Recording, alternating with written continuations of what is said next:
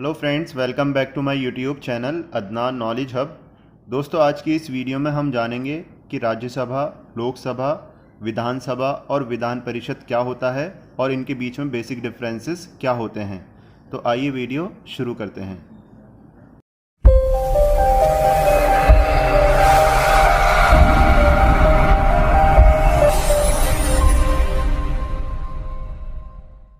दोस्तों, जब भी देश को चलाने की बात आती है तो ये चलता है पार्लियामेंट यानी संसद से।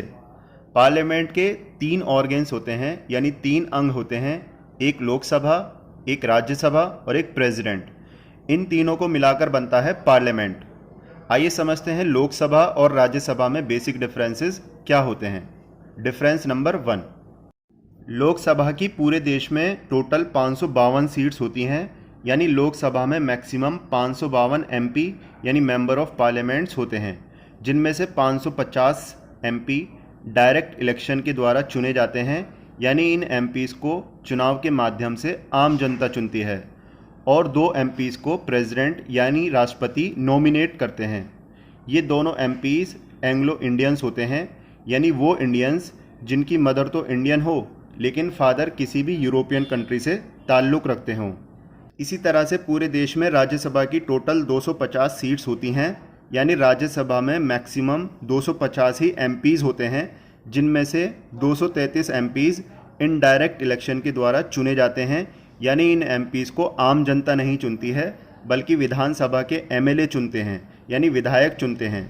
इसके अलावा 12 एमपीज़ को प्रेसिडेंट यानी राष्ट्रपति नॉमिनेट करते हैं, और ये नॉमिनेशन 3 सेक्टर से होता है। पहला आर्ट एंड कल्चर, दूसरा साइंस एंड टेक्नोलॉजी और तीसरा सोशल वर्क। और राज्यसभा की 5 सीट वैकेंट रहती हैं, यानी खाली रहती हैं हमेशा पीओके के लिए, यानी पाक ऑक्यूपाइड कश्मीर के लिए। डिफरेंस नंबर 2, लोकसभा का मेंबर बनने के लिए मिनिमम 25 साल एज होना कंपलसरी है, जबकि राज्यसभा का मेंबर बनने के लिए 30 साल एज होना कंपलसरी होता है। डिफरेंस नंबर 3, लोकसभा के मेंबर का टेन्यूर यानी कार्यकाल 5 वर्षों का होता है, जबकि राज्यसभा के मेंबर का कार्यकाल 6 साल का होता है। इसी तरह से दोस्तों, जब भी किसी राज्य को चलाने की बात होती है तो वो चलता है लेजिस्लेचर यानी विधानमंडल से। पार्लियामेंट की तरह ही लेजिस्लेचर के भी 3 ऑर्गन्स होते हैं, यानी 3 अंग होते हैं, एक विधानसभा, दूसरा विधान परिषद और तीसरा राज्यपाल। इन तीनों को मिलाकर बनता है लेजिस्लेचर। आइए समझते हैं विधानसभा और विधान परिषद में बेसिक डिफरेंस क्या होता है। दोस्तों, पूरे देश में विधानसभा की लगभग 4120 सीट होती हैं, यानी विधानसभा में लगभग 4120 एमएलएज यानी मेंबर ऑफ लेजिस्लेटिव असेंबली होते हैं, जिनको हम विधायक भी बोलते हैं। लगभग इसलिए क्योंकि हर बार ये इलेक्शन में चेंज होती रहती हैं सीट्स। अलग अलग राज्यों में विधानसभा की अलग अलग सीट्स होती हैं, जिनमें सबसे ज़्यादा यूपी में 404 सीट हैं, जबकि सबसे कम पुडुचेरी में 30 सीट हैं। इन सभी एमएलएज को आम जनता द्वारा डायरेक्ट इलेक्शन के माध्यम से चुना जाता है, जबकि देश में विधान परिषद की मैक्सिमम 1/3 सीट होती हैं विधानसभा की। फॉर एग्ज़ाम्पल, यूपी में विधानसभा की 404 सीट हैं, तो यूपी में विधान परिषद की 135 सीट होंगी। इसी तरह से अलग अलग राज्यों में विधान परिषद की अलग अलग सीट होती हैं। यहाँ पर ध्यान देने वाली बात यह है कि विधान परिषद देश के सिर्फ और सिर्फ 6 राज्यों में ही मौजूद है, यूपी, बिहार, महाराष्ट्र, तेलंगाना, आंध्र प्रदेश और कर्नाटका।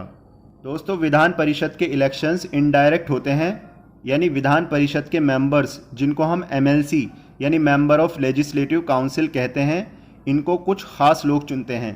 जैसे इनके 1/3 मेंबर्स एमएलएज द्वारा चुने जाते हैं, 1/3 मेंबर्स म्यूनिसिपैलिटीज़ और डिस्ट्रिक्ट बोर्ड द्वारा चुने जाते हैं, 1/12 मेंबर गवर्नमेंट टीचर द्वारा चुने जाते हैं, 1/12 मेंबर ग्रेजुएट स्टूडेंट द्वारा चुने जाते हैं, और 1/6 मेंबर गवर्नर द्वारा नॉमिनेट किए जाते हैं। आई होप आपको ये वीडियो काफ़ी पसंद आई होगी। दोस्तों, इस वीडियो के 2 पार्ट और हैं, पार्ट 1 और पार्ट 2। इस टॉपिक को समझने के लिए इन वीडियोस को देखना बिल्कुल ना भूलें, और इन वीडियोस का लिंक मैंने अपनी इस वीडियो के डिस्क्रिप्शन बॉक्स में दे दिया है। Friends, if you really like my video then share this video to your friends and subscribe to my channel.